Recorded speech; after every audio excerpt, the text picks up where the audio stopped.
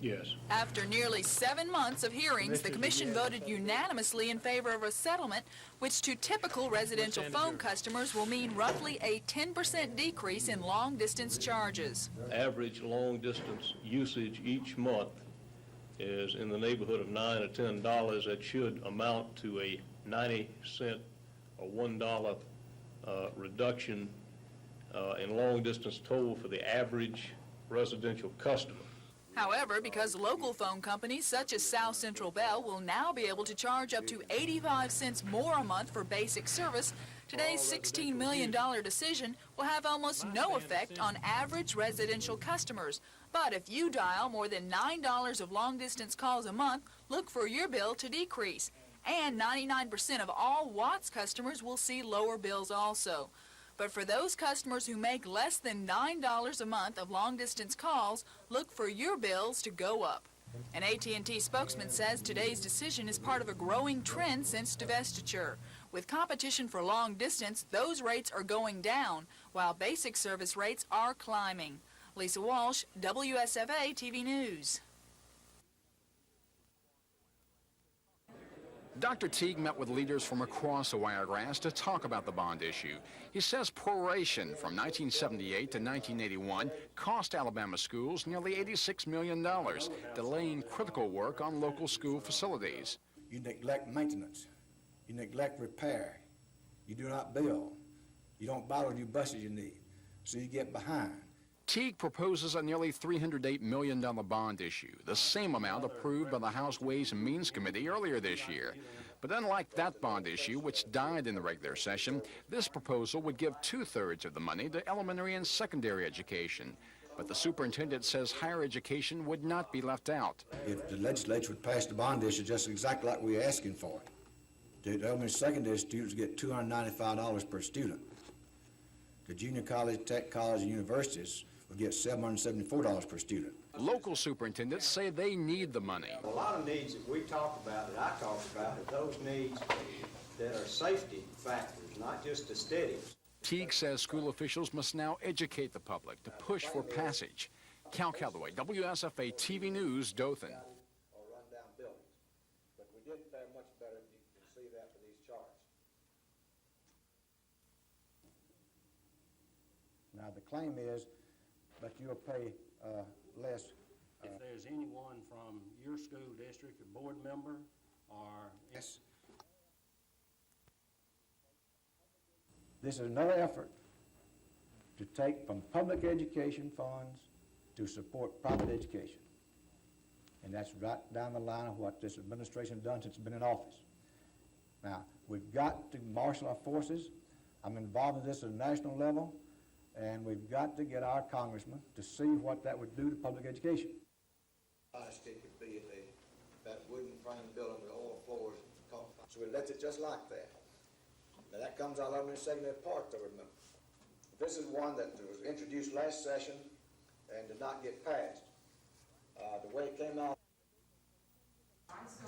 Words like weak, program revisions, and changes in funding formulas for education colleges were used to describe teacher training programs in 17 major universities in the Southeast. And the list by the Southern Regional Education Board goes on. The study also concluded nearly half of the teacher preparation programs are inadequate. And though committee members acknowledge the report was no blanket indictment of the education schools, reform is needed. Southern colleges are going to have to stiffen their course offerings. So, for the next few months, the subcommittee, being advised by deans from area schools of education, will work intently to develop workable ways to improve the quality of education in Alabama. An official from Auburn University, one of the schools taking part in the study, says a 5-year education curriculum is likely. Extending the period of time in which we will prepare teachers, going to something that's commonly referred to as a 5th-year program or a 5-year program on an experimental basis. The committee was also told of another report, a Gallup poll, indicating dissatisfaction with education and a willingness by the public to pay more, even if it means raising taxes for better education. Kim Davis, WSFA TV News. Compliments of Atlanta after it was burned. The bottom.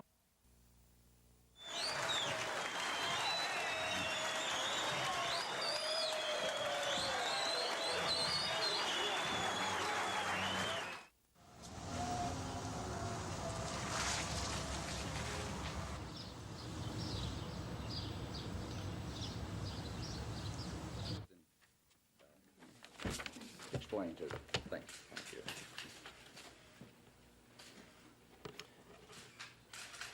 Ladies and gentlemen. The wound itself. And so an experiencing has probably been one of the most handicapping. I sometimes think it's more severe, and I think as you get older, it makes you sound, it makes it feel more than it used to be. In fact, I'm not as young as I used to be, but I do say that this new procedure is something that's been pretty successful in many cases, and I'm willing to try it.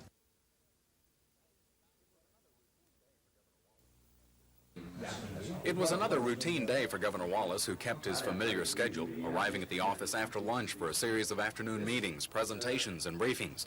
This will be the 5th time Wallace has been hospitalized in less than 3 years. Wallace's first hospital stay came just months after his inauguration. A colon infection put the governor in Montgomery's Jackson Hospital for 7 days. Less than 2 weeks later, the governor was back in Jackson Hospital for 5 days, being treated for a reaction to some of the drugs he takes. Less than a week later, a combination of drug reactions and a phenomenon common to paraplegics known as phantom pains brought Governor Wallace to Birmingham's University of Alabama Medical Center for a 7-day stay. 6 months later, paramedics were called to the governor's mansion to treat Wallace for a mild reaction to his blood pressure medication. Then, later that month, a urinary tract infection hospitalized the governor in Birmingham for nearly 2 weeks. In each of those cases, 3 figures emerged as key leaders. Foremost is Wallace's longtime aide and administrative assistant, Elvin Stanton, the principal figure in day-to-day decisions, even when Wallace is in town. Closely involved with decisions is Finance Director Henry Stegall and the governor's legal advisor, Ken Wallace. The 3 will also act as a fine mesh screen for the more significant issues that must reach Wallace personally. Another principal, Press Secretary Billy Joe Camp, will leave tomorrow to make arrangements for the stay at suburban Denver's Craig Hospital, and he'll remain there throughout Wallace's hospitalization. Only 1 or 2 staff aides will go to Denver on the state plane to take care of what paperwork reaches the governor. The efforts to accommodate Wallace while he's in Colorado are minimal, which underscores Wallace's reputation for placing great dependence on his close aides. And staff members are approaching this hospitalization period with no more fuss than might be associated with a 2-week vacation. Chris Grimshaw, WSFA TV News at the Capitol. I'm sure, like I say, some of y'all would draft today here some of the officers, but in this area. But I do think there's no way that a classroom teacher can do a good job in teaching in a classroom where you've got 40 kids. There's just no way that she can perform her duties, and there's no way that those people in those classrooms can actually learn anything. 9, 10, 11, 12, 13, 14, Joe, what you laughing about? 15, you really love Alabama. It tells me that you love America, our schools here in this state, so that we can get more money for capital outlay programs for K through 12. And how do we reach these goals? I believe that the one... And I'm on my way down the road to good nutrition. I hear at the end of the road, there's a wizard. Part of the development in young people is in the 4-H program is competition.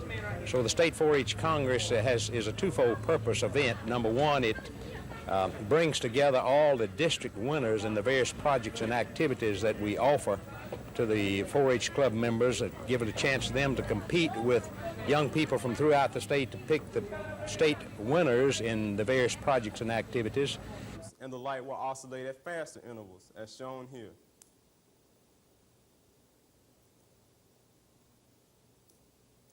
The larger capacitor, the smaller capacitor.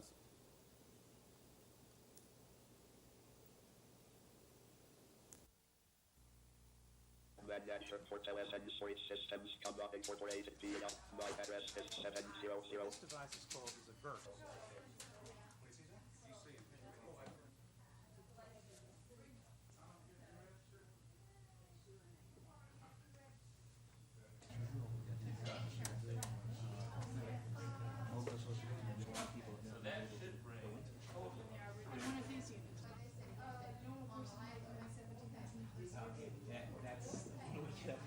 What these devices are allowing a visually impaired person to be able to do is sit right next to a sighted colleague and be able to input and... It's been going on all these years, so, you know, apparently you felt... Possibly some others that we're looking into right at the present time. Briefed all law enforcement agencies with a responsibility there, including the Department. It was some information in there will be other charges pending against this individual. Now, we don't know how many other charges are against other people. We don't see a wholesale ring of this, but we do see this individual and possibly some others that we're looking into right at the present time. But we've got to get this man off the street at this time for our children's sake. Many of the photographs that we have we're not able to identify at this point. Subsequent indictments may be sought with the identification of those individuals up to a life sentence with a maximum $20,000 fine. They're developing pictures of children in nude fashion. And from that, it grew into this. Action with None him, whatsoever. Any of the materials used was And not. you didn't run any of the material No, off there? Absolutely.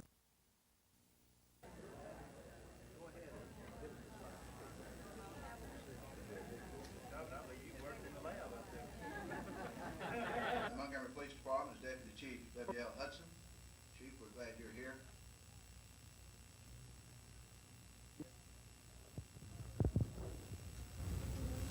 And remain continuously except for educational leave and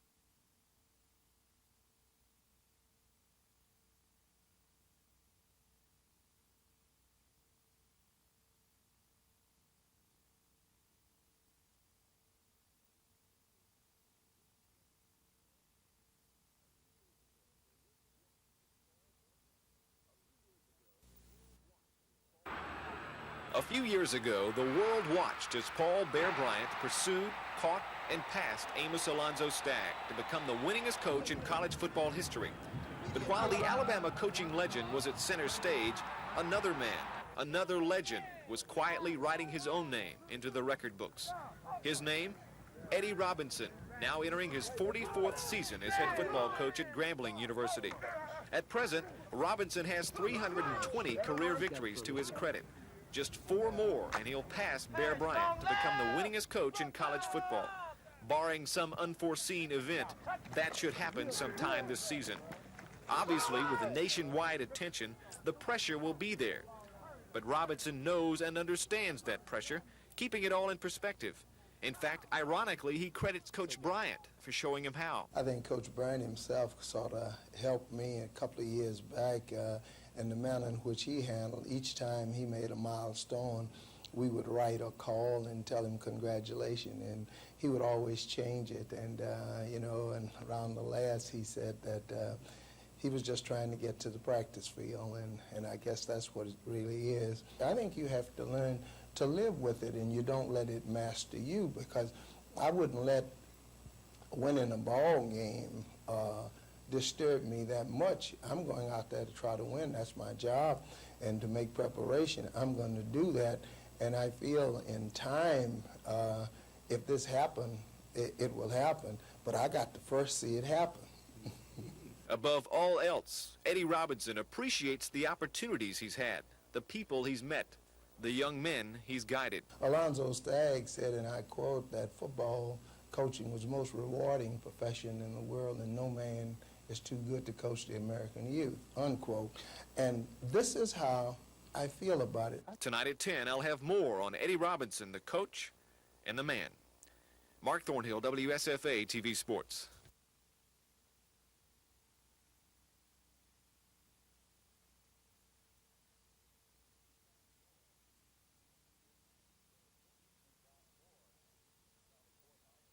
To succeed Dot Moore. They're meeting at the county courthouse, and Carrie Gordon of our staff is there now. Carrie, right now, is there a decision on a new chairman? Bob, yes, indeed there is. The Montgomery County Executive Committee does have a new chairman, and he is Bert Estes. Before his election a few minutes here, Estes served as the president of the Democratic Club, which is the county's party membership group. Estes takes the reins, as you say, from longtime committee chairperson Dot Moore. Moore announced her plans to resign the position last week, saying she was tired of the party leadership role. There was a little bit of stalling during the meeting tonight, and there was a call for an adjournment of the committee meeting. But after a secret ballot vote, Bert Estes was unanimously declared the new chairperson. Estes' term will expire in June of 1986. Bob? Thanks a lot. Carrie Gordon live at the Montgomery County Courthouse. We'll have more on that at 10 o'clock. Meanwhile, plans are being finalized today to run the day-to-day operation.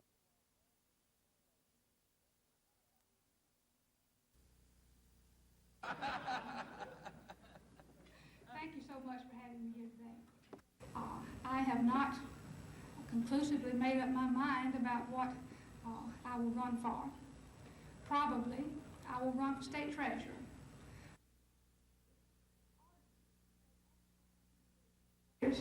Auditing is the ethical thing to do. What's not the ethical thing to do? State that I was running in.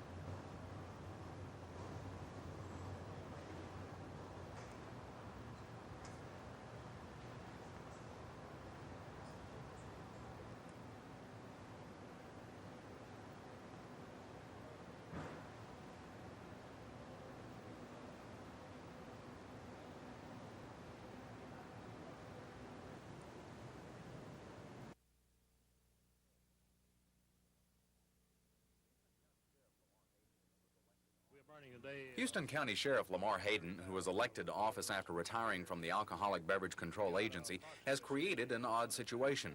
As sheriff, he's eligible to take part in the state retirement systems, but he doesn't want to because he's already drawing a retirement systems check from his ABC days. But the oddity came when, in arguing his case, Sheriff's Association Director Bobby Timmons made a point of the constitutional ban on elected officials receiving a state retirement income, and retirement board member Annie Laurie Gunner supported his case. But Mrs. Gunner is Alabama's elected state treasurer and is herself an active member of the system, making strides toward a future retirement of her own. If it is a violation for a sheriff to be a member, it is certainly a violation for anybody else to be a member if the board really believed that. Retirement Systems Director David Bronner says Annie Laurie Gunner's case is but one of as many as 500 in which elected officials are taking part in the retirement systems, most using what is admittedly called statutory loopholes to the constitutional ban. But he says the board has been reluctant to define in black and white what is now a gray zone problem.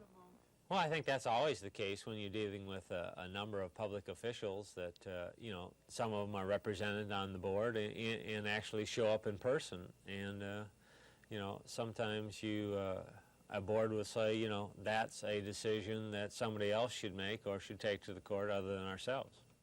Chris Grimshaw, WSFA TV News.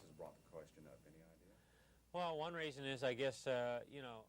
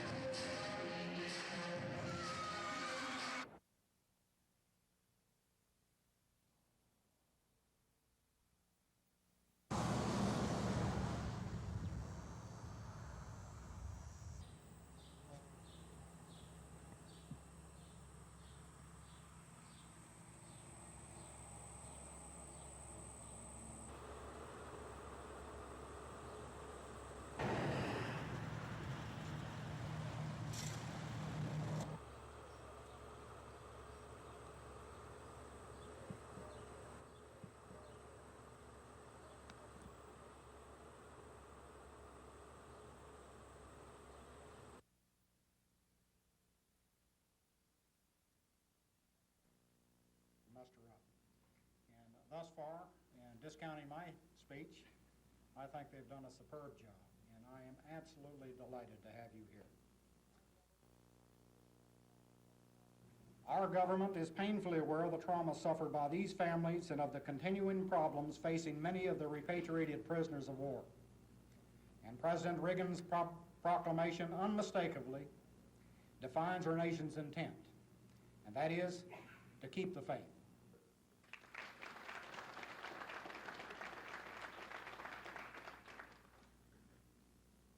Here for 2 months in 1950. He continues his life.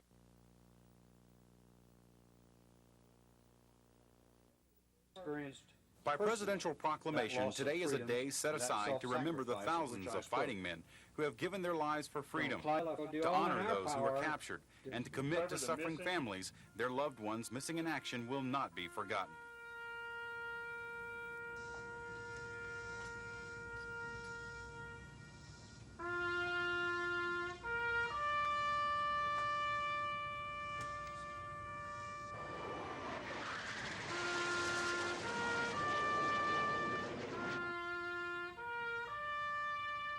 Former POW Colonel Clyde Bradley knows full well the sacrifices that must be made for freedom, but his 4 years of captivity have not closed his eyes to what America and freedom are all about.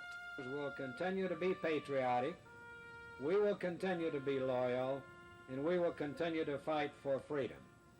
For the former POWs and servicemen at Montgomery's VA hospital, today is a day for us to say thank you. We had a job to do, and we went out and did it to the best of our ability. And it isn't sympathy that we're looking for, it's empathy.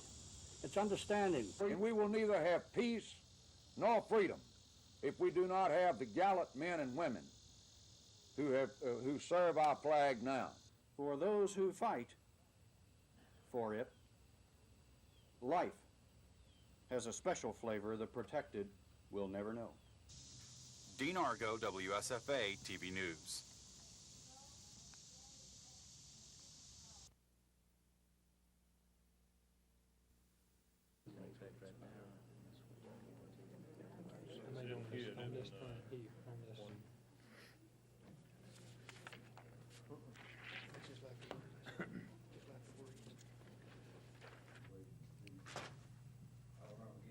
Merits of the AT&T case, and it involves the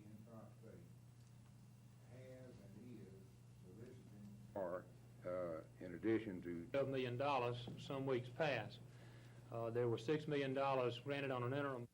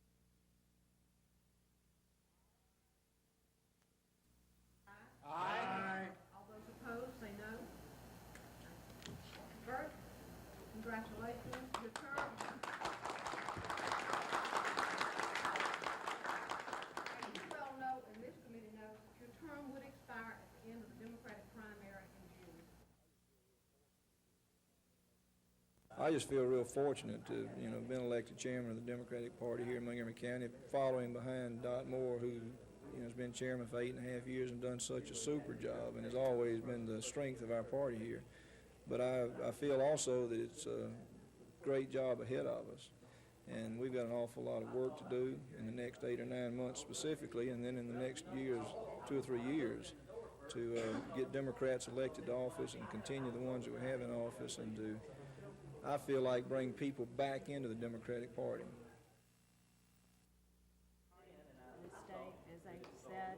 The one that I've worked with for the last 20 years, and you've got to remember that all of our great senators from the state of Alabama, Senator Sparkman and Hill and App, has been chairman for 8.5 years and done such a super job and has always been the strength of our party here. But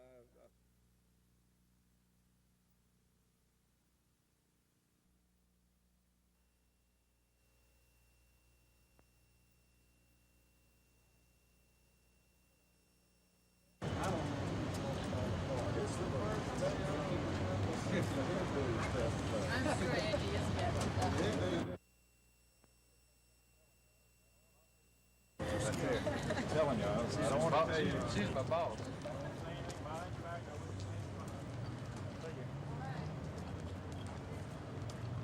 What you do next?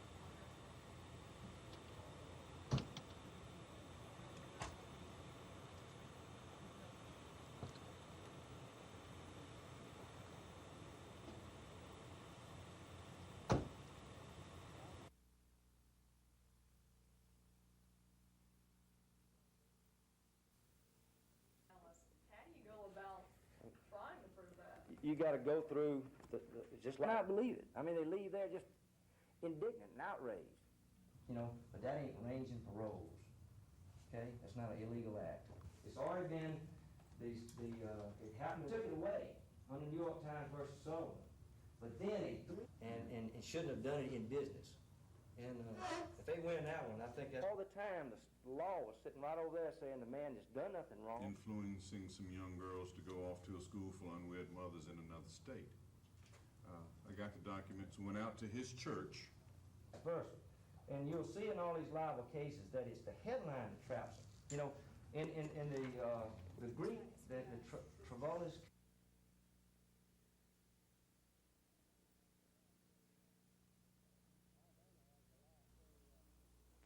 Alabama has a law saying that a registry of blind people will be kept by the superintendent of the Alabama Institute for Deaf and Blind, but they didn't give him any tools to work with. That's one of the problems the Association for the Education and Rehabilitation of the Blind and Visually Impaired is working on, trying to pass laws supporting their efforts to identify and help blind people. And that's part of the problem. There isn't any real hard demographic data on the number of blind people and where they are. Not knowing how many people with severe visual handicaps there are and where they're located makes it difficult for agencies to offer assistance. That's why the association is planning to ask Alabama lawmakers for a helping hand. Planning to introduce legislation requiring that when an ophthalmologist discovers that a person is legally blind, that that person's name will be reported to the Alabama Institute for Deaf and Blind. Special attention is crucial for children with vision problems. DeLong wants a law passed requiring children to take a vision test before each school year. Last night DeLong says laws like the one they're proposing can do only good things for the blind, helping them work out some of the problems they've been facing for a long time. Terry Stanton, WSFA TV News.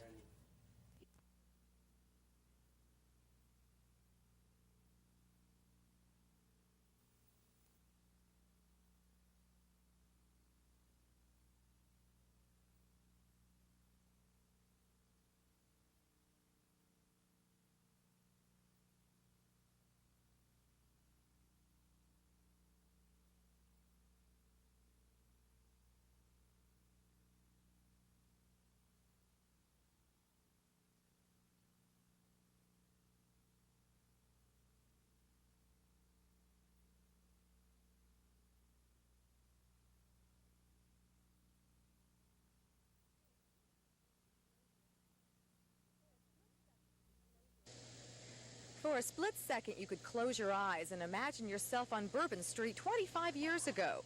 The same musicians who pioneered New Orleans-style jazz then are still playing it today.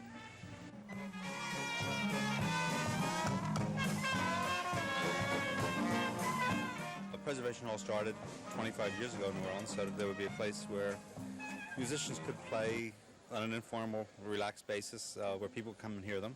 And 25 years later, these 7 musicians are still delighting jazz lovers with their New Orleans style of music. The Preservation Hall Jazz Band treated a local audience to its world-famous sound tonight at the Jasmine Hill Amphitheater.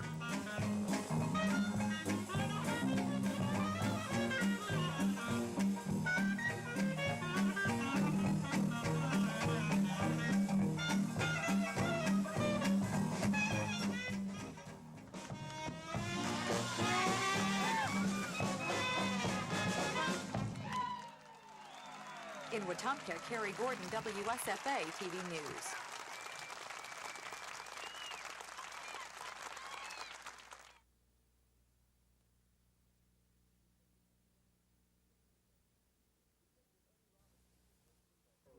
To say that Eddie Robinson is a great football coach would be an understatement. The 65-year-old Grambling head coach has numbers that speak for themselves. In 44 years at Grambling, 60 of his players have gone on to become All-Americans. Over 200 have gone on to play professional football. He's coached 25 straight winning seasons, amassing 320 career victories to date. That figure leaves him only 4 shy of passing Paul Bear Bryant to become the winningest college football coach of all time. But Eddie Robinson is taking the record in stride, because you see, he's not only a great coach, he's a great man. I'm not so involved in the record. It's nothing that Eddie Robinson goes to bed at night saying, hey, it's a record out there. I think the most important thing is getting the team ready. Despite the record, the victories, all the hoopla, Robinson still considers as his greatest thrill the opportunity he's had to deal with the American youth. I never tackle anybody, and I don't block anybody. Everything that I've achieved on the shoulders of the American youth. I don't think anybody in the world has been as happy as I've been in these 44 years. And, you know, most people get the idea you got to have a lot of money to be happy. I haven't had a lot of money, but I've had so many things that money can't buy. Years from now, when you take your rightful place in history, which you will, how do you want to be remembered as a person, as a coach? Frankly, I want to be remembered as somebody who tried to give something back to the American society through the youth that with whom he was working, because so much has been given to me.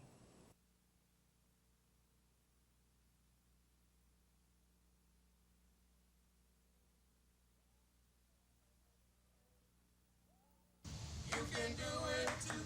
Everybody ought to praise His glory in His bosom. Those who are former prisoners of war, and to And I went over to my window.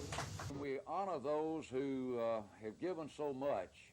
I think we must return back to our founding fathers and listen. And accounting for 2,290 men who are still their families. Given under my hand this day, George C. Wallace.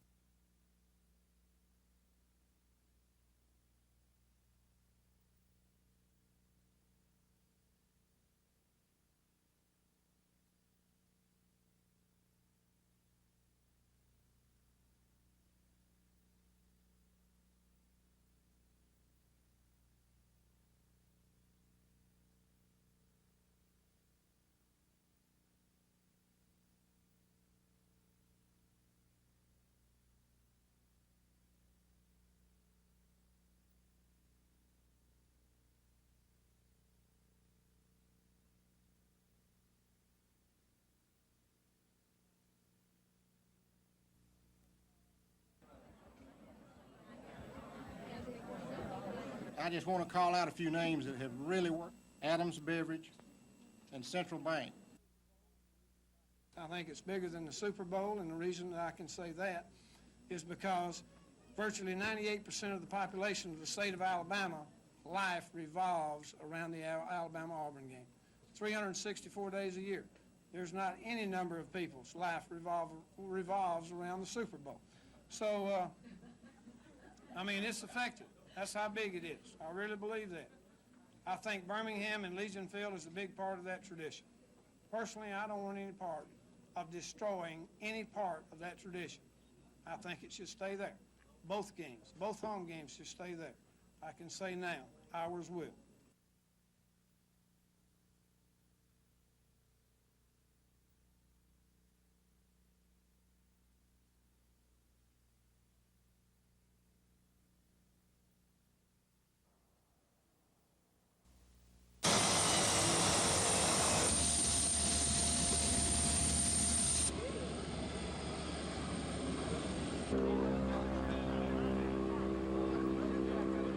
A lot of times the crews from the southeast don't do anything but mop up, and that's just coming in after the fire is controlled and kind of clean up the line and make sure there's not any smoke left. But we had an opportunity to get some real experience in hotline and burnout and actual firefighting is something that we don't normally get to do from people in the southeast. And a lot of us noticed the altitude right off.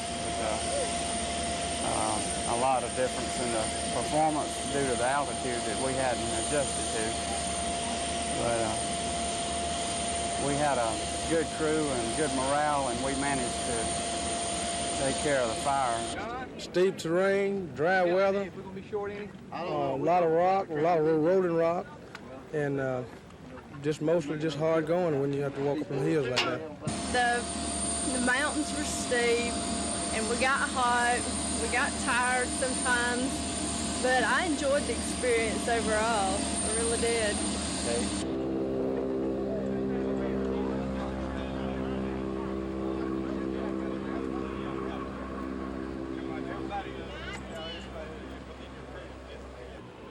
That's big money.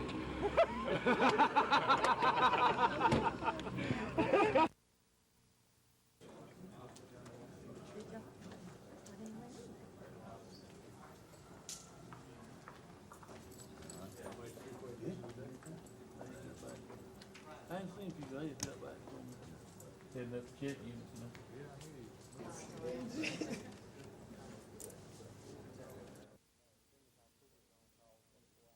Seeing as how troopers are on call 24 hours a day, with the exception of their off days, the order has the effect of requiring lieutenant artist or anyone under similar circumstances to be present in that new territory except for his off days. Seeing as how a trooper is on call, and you can't leave your assigned patrol area or assignment without the authority of a supervisor. Except for his days off, yes.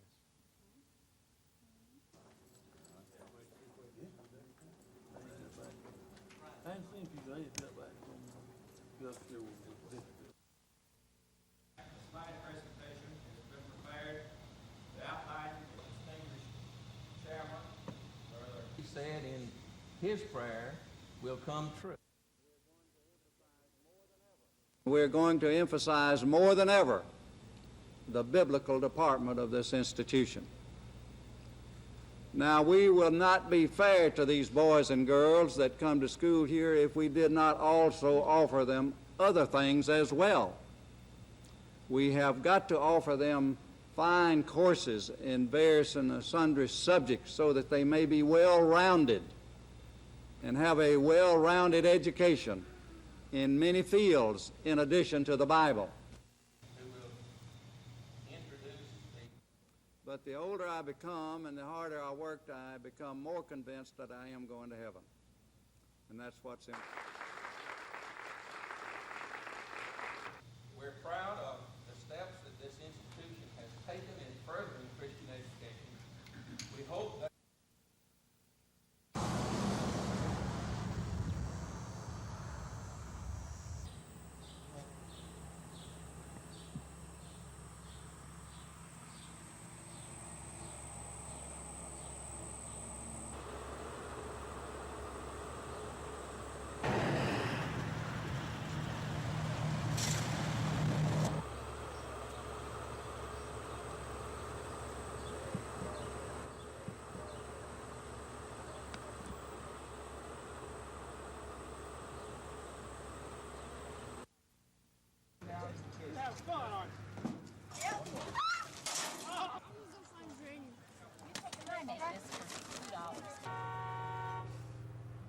That looks real cute. Camp is basically a 6 weeks program for children with learning disabilities. We work in the area of academics, fine motor, gross motor, and arts and crafts each day. But as you might know, the LD child has a pretty hard time during the school year, and our basic purpose in a summer program is to prevent the academic gains that the child might have from diminishing during the summertime, and of course we're wanting to make some academic gains too.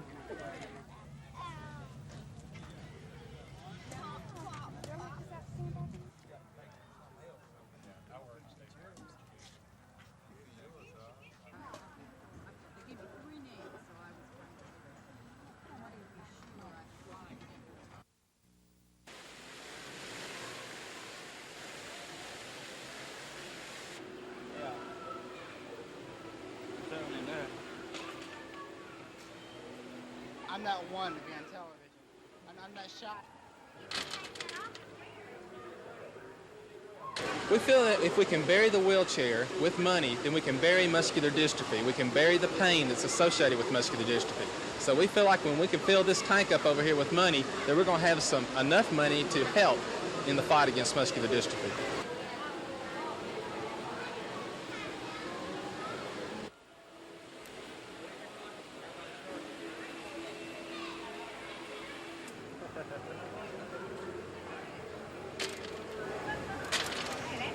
Perfect.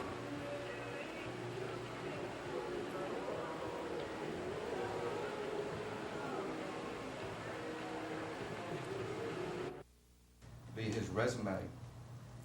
He was born in October 6, 19... And I'm going to turn this over to Dr. Harris now. And also they have funded an endowed scholarship, which will be the Richard A. Harris Scholarship, and it will be a medical scholarship for a medical student from this general area. Not many people that, while they're still alive, can look at the epitaph. And I just feel very humble and very appreciative.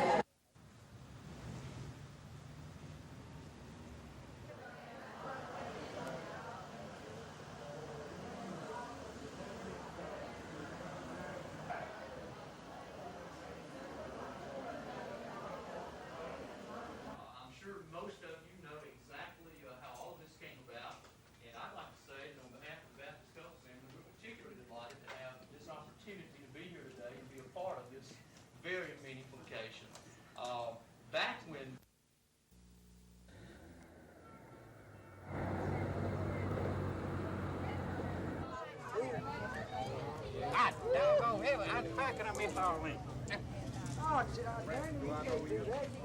All of us used to shoot marbles around here when we were 8 or 9 years old on these same grounds in the 1930s. And all of us went to Highland Avenue School. Most everybody out here went to Highland Avenue School. Good shot. Nothing to it. Yeah. There's a big egg. Well, hell. You want them marbles, Charlie? You got to learn to shoot them. I take that marble. I won that game, didn't I? Yeah. Good time. How about that? Your marble again? That's about it.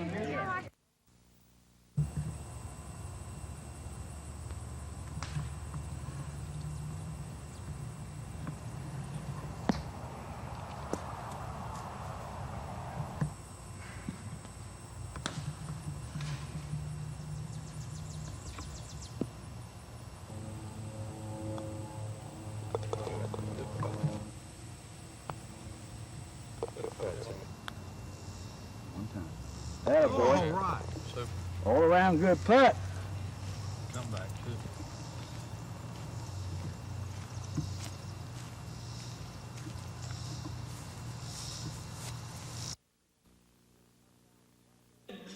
Nearly 1,000 Wiregrass Co-op members turned out for today's annual meeting to settle the issue of whether or not to elect a new board of trustees.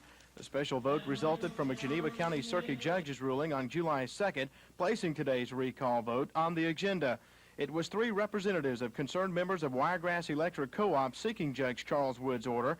Those members contend the present board is not effectively performing its job. Today, some of those trustees urged members how to vote. If you allow me to finish out my next year, I will continue to represent the people of the co-op. So please vote no on recall. I pledge to you today, if you will vote no on recall, we'll continue carrying out the policy of the Wiregrass Electric and work and build a better cooperative.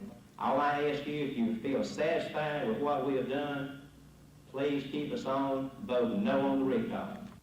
So nearly 700 members lined up to mark their special ballot. It took almost an hour and a half to cast and tabulate the votes. The co-op's attorney announced the final result. On the recall election was yes, 240, no, 394.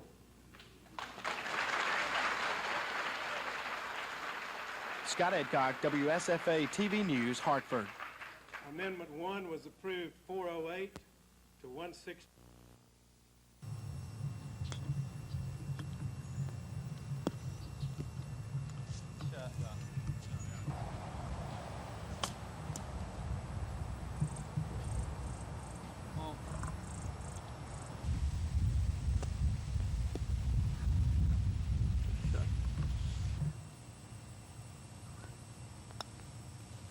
Good save. Good save in a row.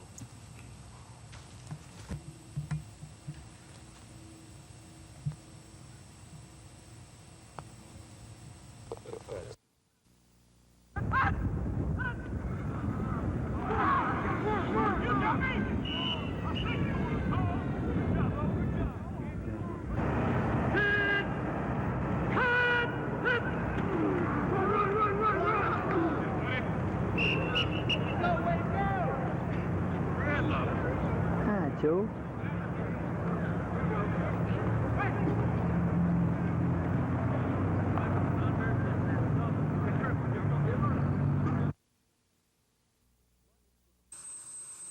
Luggage for the 14-day out-of-state trip was being loaded into the airplane as the governor's motorcade arrived at the state hangar at Danley Field. The governor says he's feeling all right, but he says he still has the pain. That pain is the result of the assassination attempt 13 years ago when the governor was shot 5 times while on a campaign trip. Doctors at Denver's Craig Hospital will use a new procedure to alleviate the pain caused by the paralysis.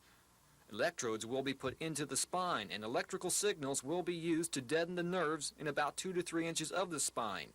Lisa Wallace went to Denver with her husband for the expected 2-week stay. The governor's press aide, Hezekiah Wagstaff, says they are not expecting the hospital trip to take any longer. Well, we're looking at the time frame being 2 weeks. Of course, we have a contingency plan, but we don't talk about that at all because we're optimistic that this 2 weeks thing is going to be adequate in terms of the surgery. We're optimistic that's going to be fine, and we expect that 2 weeks will be no additional time required other than that. The surgery has about an 80% success rate, and the governor says he would like to have the prayers of the people of Alabama with him. Craig Meadows, WSFA TV News.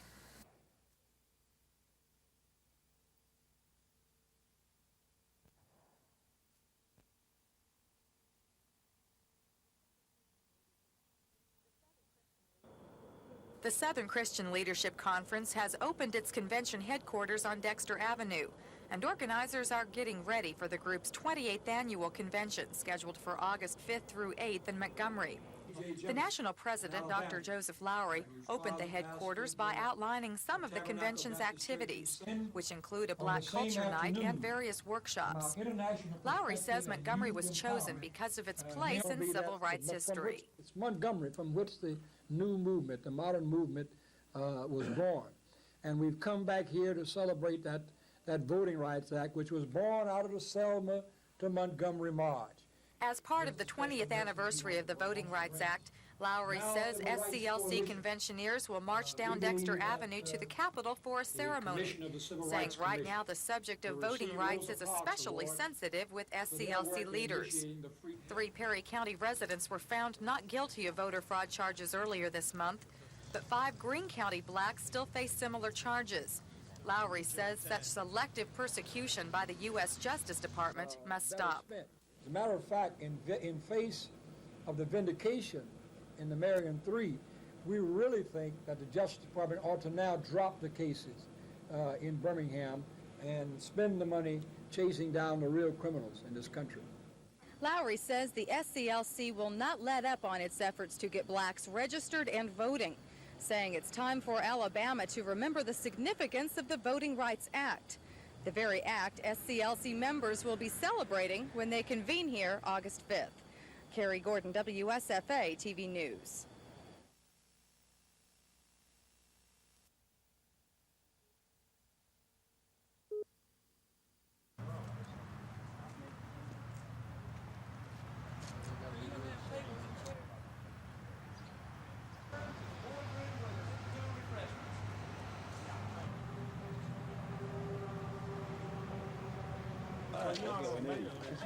No, I didn't know about it. Boy, it was tough.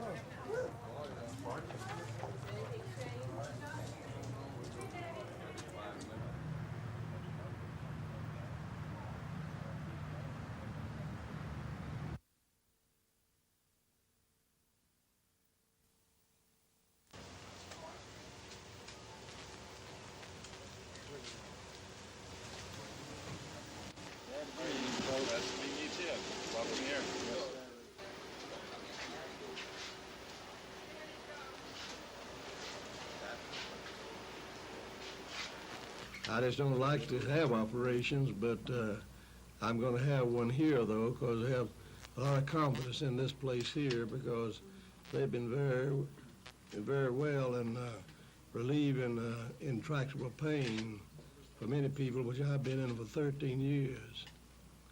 And 13 years is getting to be a pretty long time. I know that the people of my state are going to pray for me, and I'm going to pray for myself, and I believe the Lord's going to help me get some relief from pain.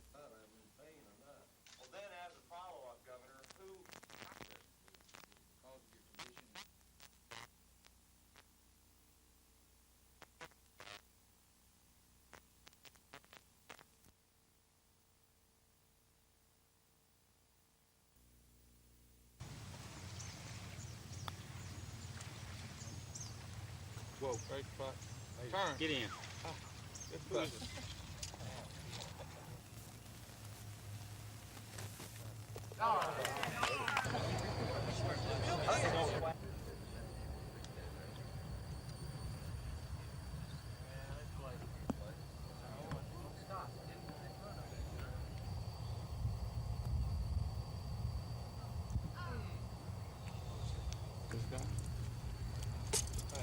This course is a real tough golf course. When they put the tees back and the pins and with the greens not being in the best shape, it made it real tough. I'd say that they're comparable courses. This is probably a little tighter than Arrowhead and Rolling Hills, which would make this a little bit, a good bit tougher.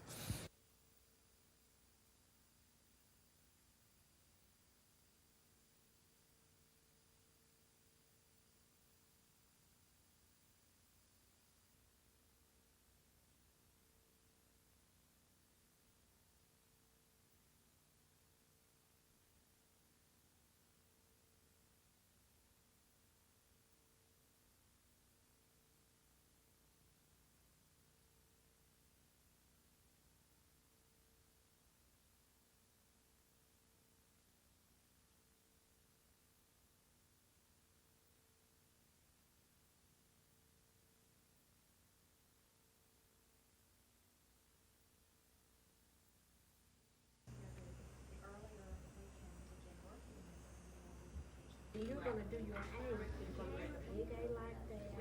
See if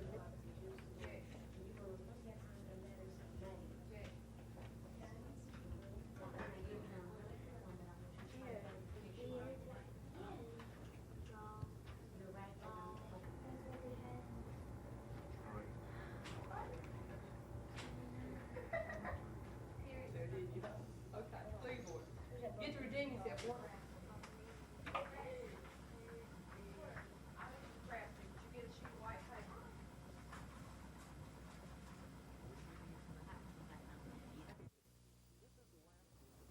This is the last week of a 6-week program for the kids attending this summer's Camp Icanachi. 77 youngsters from the Montgomery area are here at the day camp at St. James School to have fun and to learn. Camp Icanachi is a program for children with learning disabilities, and as you might know, children with learning disabilities do not make adequate progress during the school year because of problems that they might have in one of the basic psychological processes. So in the summertime, what we try to do is to work with the children and keep the gains that they have made from diminishing. Mrs. Dormany is quick to point out that kids with learning disabilities are just as intelligent or even smarter than their peers. They just perceive things differently. To compensate for the differences, camping activities are designed to maintain or increase the campers' visual, hearing, and motor control skills. Each year our children have made significant academic gains, and perhaps one of the greatest gains that our children make is an increase in self-esteem, because that's basically what parents tell us at the end of the summer, is that my child feels so much better about himself or herself. For WSFA TV News, this is Craig Meadows reporting.